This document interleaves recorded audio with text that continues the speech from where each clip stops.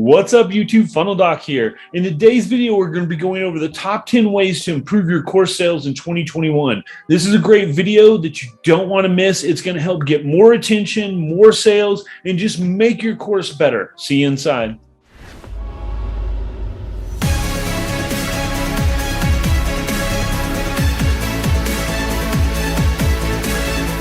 Some dude, Jeffrey M. Benek, he just got a Clickfunnels tattoo.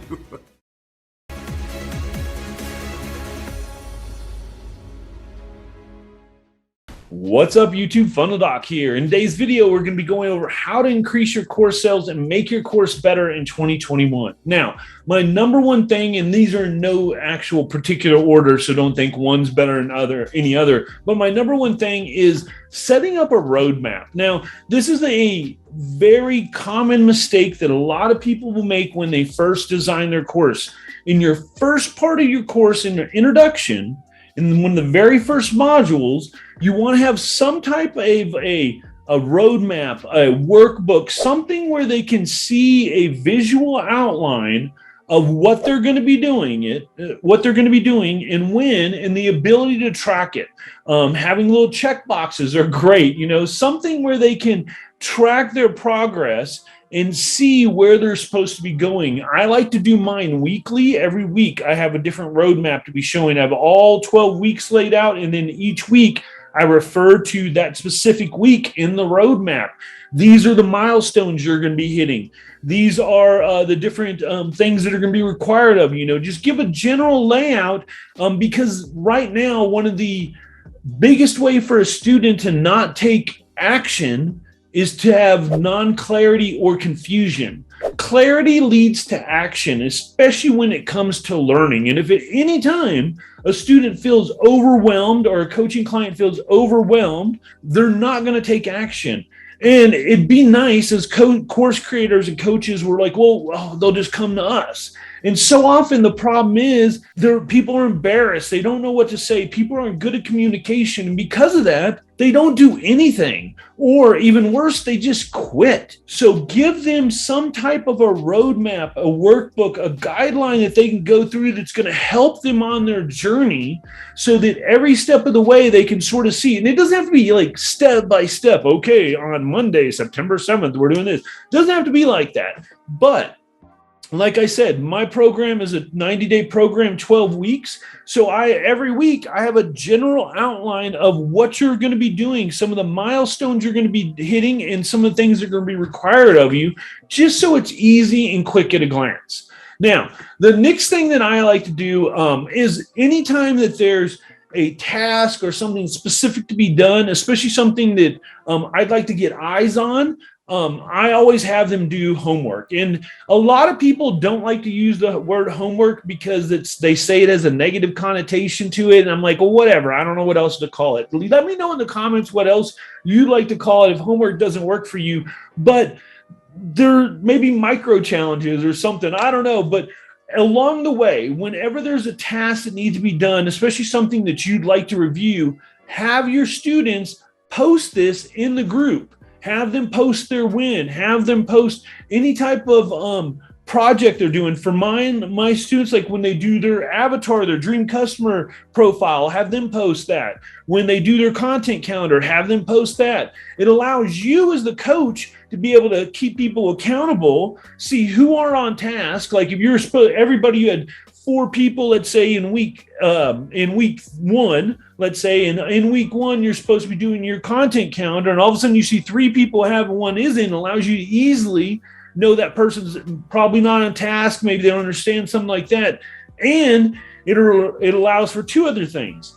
It increases engagement and increases action in the group because people there, again, you want these, I'm sorry if I wasn't clear on that. You want this homework to be posted in your Facebook group, your Discord, your Slack channel, wherever your community meets, wherever your course or coaching students all get together as a community. You want them to put this in here because it's going to create action. Other people are going to see it and they're like, oh, Susie and Tom are doing all this stuff. I better get on mine, And Again, it allows you as the coach to easily check their work. So if they're putting their homework in there, you can now glance at it, make your critiques. Other people in the group might help out. So now you're getting community involvement. So everybody's growing together, and it builds a tribe and a community just by getting them to post these challenges or homework in the actual group. So I like to do it a couple times each unit or each week in my coaching program, depending where they are, what they're doing, whether they're doing organic posts or they're doing their funnels, or maybe they're doing email sequences, whatever it is. I like them to post it in there in a homework section, and it really gets a lot of engagement. And when it's something great, like you'll get other people trying, great job, this looks awesome, blah, blah, and it makes the person doing it feel better and want to go to the next step. It like gets them pumped up. So I highly recommend integrating challenges or homework into your coaching program or course or anything you're doing where there's community involvement. Because then again, think about this, if it's even a larger community, maybe it's like a self-liquidating offer or something.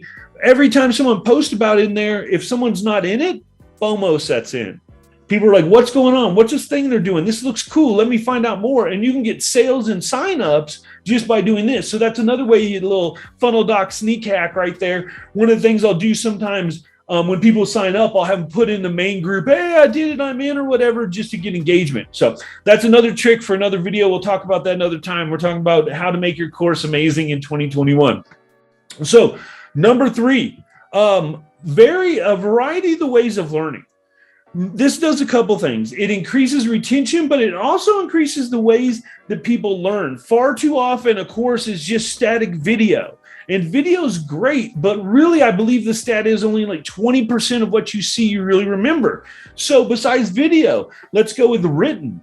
Let's go with like games or puzzles. As silly as that sounds, if you can incorporate some type of game or like puzzle or skill where they have to do something beyond just doing it, like writing it out, they will increase retention that way. It makes it more fun. If you can do stuff that is hands-on sometimes, kinesthetic learning is really important. And that's when you're touching and doing for a lot of people. Also get discussion about it in the group or on like messenger boards or something like that. Getting people to talk about it, getting people to engage on it are going to help to get people to learn more about it. Maybe having a comment section after each of your training modules allows people to put their number one takeaway or what they didn't get it or something like that. But have video as one of your ways to learn. Has written. I like to actually write out, and you'll see in a lot of my trainings, I'll write out an actual on just a Word doc,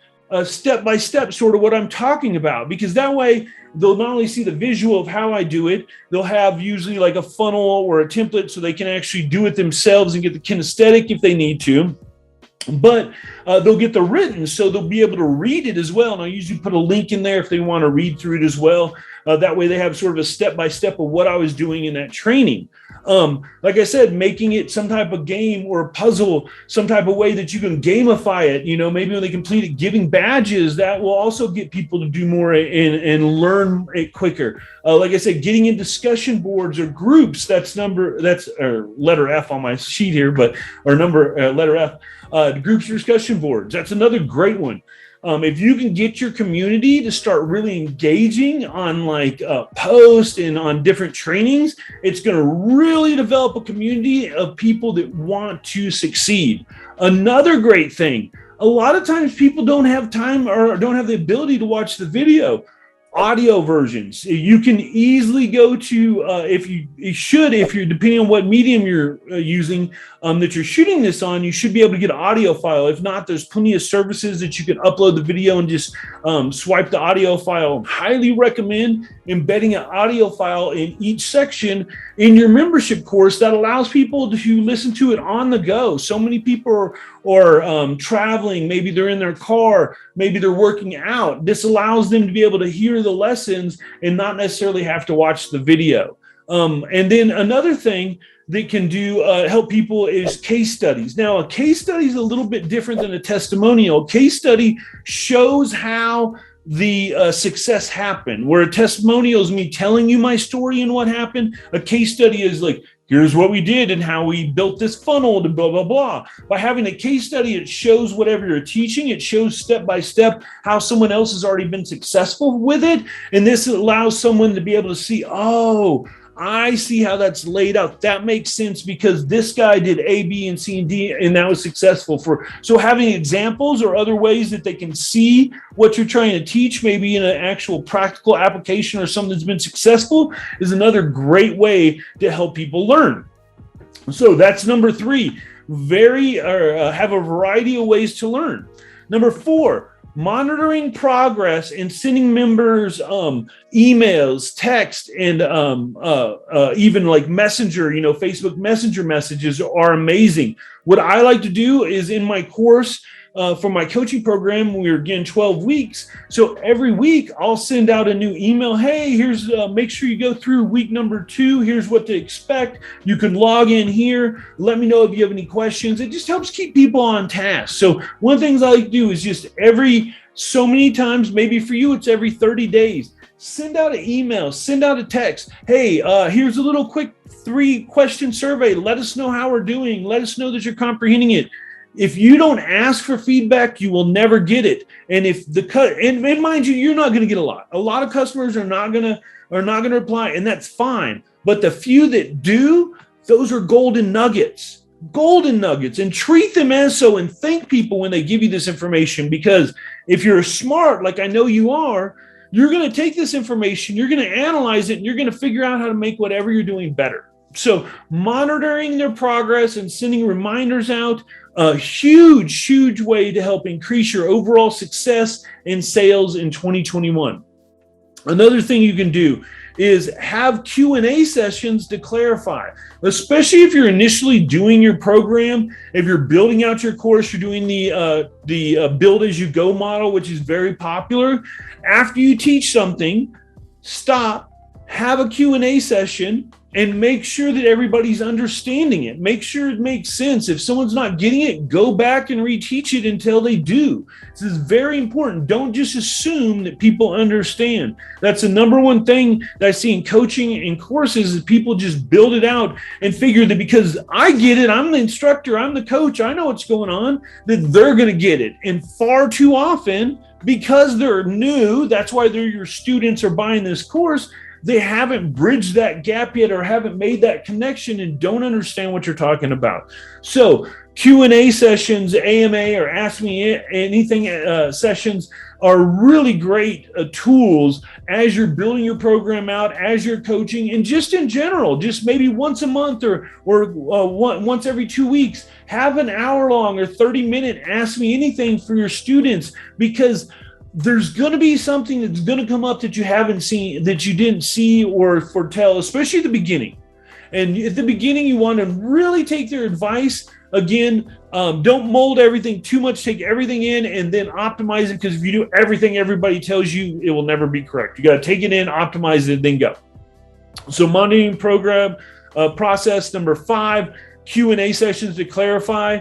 Now, the other number 6 is breaking up your sections into themes. Make sure that it has a flow to it. Far too often, people will just put a lot of content in there and it really won't make sense or won't have a flow to it. You want each section to have a theme to it. Okay, maybe this is about webinars. Maybe this section is about sales and this section is about follow-up. I know a lot of you reading this or watching this are saying, oh, that makes logical sense, but you'd be surprised how many people don't classify or group their trainings according to what the topic is or what the different theme is that they're teaching in that section. So make sure to group everything in themes and in topics so that trainings all flow together.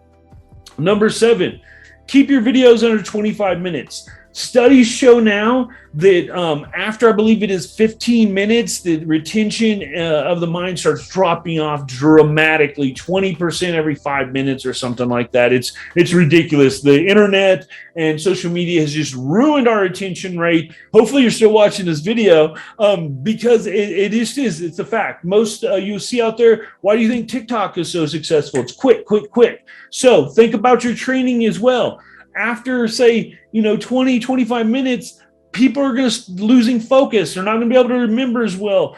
Multiple studies say that hearing and visual retention drop off dramatically. So instead, keep them around 10 to 12 minutes. Keep it in bite-sized chunks. Now that doesn't mean have like 5 million different videos, but you're going to find people that are going to be more inclined to watch them. I know a lot of times when I log into a course, if I saw 4 10-minute videos, I'd be way more inclined to watch that than that one 45-minute long video, because it's like, be honest, you have to have 45 minutes set aside right there, and you might not. But if I've got 4 10-minute videos, I can be listening to one while I'm running in the morning, while I'm working out, maybe while I'm showering or whatever. I can watch it, or getting ready. It allows you to break up the trainings through the day. It makes it more consumable, and each section makes it easier to remember and retain because you haven't hit that wall where all the retention starts to drop off. So try and keep them under 25 minutes max. 10 to 12 is much better. Shorter is better. Don't be afraid to break things up into bite-sized chunks. It makes it easier to retain for them, and they're going to be able to implement it a lot better. It will lead to a lot less overwhelm, which leads to number 8. Trim the fat, people. Far too many people that I've dealt with, especially with courses, are like, I'm just going to cram everything in there in the kitchen sink. I'm going to put this in there. I'm going to put that in there. It's going to be amazing. It's going to blow their mind. The problem with that is it almost always overwhelms people. You want to cut out everything but the bare essentials to get them success. It makes better sense to come in with supplemental modules later after they've had success to fill any cracks or crevices than to try and give it all to them at one time. Because 90% of people just won't implement. They're going to see all these trainings. They're going to be like, oh my God, this is crazy. This is so much. And they might get about halfway through it and they just won't implement because they haven't seen success yet. That's why in my coaching and courses, I always, every so often, will have some type of a way that they can get a sale or make a win so that it keeps them going. But don't be afraid to trim the fat. Don't be afraid to cut it down. Don't be afraid to make videos shorter. As long as you're giving as much value and the end goal is the same, you want to do it with the fewest steps possible. If you can do it in 10 steps, don't do it in 2,000 because it's going to lose tons and tons of people along the way. And the point of making a course or being a coach is giving your clients success and getting your coaching students results and changing their lives. It's not about them buying your product. It's not about you making money. It's about you impacting people. And if they get lost because they're overwhelmed, you have failed. All right? I want you to realize that you have failed. So trim the fat. Make it easy for them to digest. Make it the fewest steps possible to that success. Number 9, gamification. I mentioned this before. Putting badges. This is one of the things I do. When you build your Facebook group and you get your first 200 people, you get a badge for that. When you build your YouTube channel and you get your so many videos up, you get a badge for that. And believe it or not, a lot of you might be going, this sounds silly, badges. This is ridiculous. There's a lot of people who that is their thing, man. They will fight tooth and nail because they want that recognition. They want that badge. They want that achievement. And literally, I've had people message, what's up with my badge? Why don't you get my badge yet? I did my achievement. You'll be the same. It will cause people to move forward. So if you can, every step of the way or when important milestones are hit, give some type of reward or unlock something or do something to gamify and make it sort of fun. So it's like, it's like so many, think about so many games. The reason why they do so well is because like Peloton, is because they give you badges, they give you achievements, they give you awards, they give you a dopamine hit, I believe it is. I'll have to research that. I didn't check it. I just thought of that just now. But it releases some type of neurotransmitter every time you get that award to make you want more. And that's going to make you do more. It's going to make you take action. It's going to make you implement. It's going to get you that next step. So gamify as much as possible. That's number 9. And number 10, the final thing you can do to increase your sales and course success in 2021 is have a graduation or some type of ceremony when people finish it. Save people up. If everybody's not in group, maybe you're not doing a group and people are just randomly finishing every so many days or something. That's fine. Save them up. get about 20 or 30 of them and have some type of graduation. Send them some cool little certificate. You can go online now and get a certificate design, 20, 50 bucks, send it to them. And think about that. The average course right now is $997. You know, if you're doing coaching, it's 3,000 plus. You can't afford some little $50 certificate to make them feel good and to show that they've done it, to show that they've achieved this accomplishment. Come on, do something cool. Make a ceremony. There was one lady that I remember that she would always have a ceremony, and they made a big to-do about it. And I thought that was the coolest thing. And the cool thing is, when you do this graduation, not only does it pump your students up, but it pumps your sales up, because other people, again, FOMO, people want that. You talk about your student success. If people are graduating and they've already done A, B, or C, you know, something related to your program, highlight that. Oh, this is Tom. And guess what? He actually hit 10K in sales in his first 30 days of the program. It's a 90-day program. Great job, Tom. Great job. You know, celebrate all these wins, because when people see that, they're going to want it too. They're going to want those wins. They're going to want to feel that. They're going to want to be in that graduation. So use this as not only a way to celebrate your success for your students, but as a way to help increase sales. Realize every time that you can put out your student success and celebrate their wins, not only does it elevate your students, it elevates your sales. Keep that in mind. So hopefully you found value in this video. If you made it this far, do me a favor, tell a friend about these videos. Let me know something in the comments, how you've enjoyed them. Smash that like button so that you can help me for the YouTube algorithm. And I really appreciate it if you subscribe to the channel and turn on the notification bell, turn it to all so you make sure that you don't miss any of the videos I'm coming out with. And I can't thank you enough for watching this video. Funnel Doc out.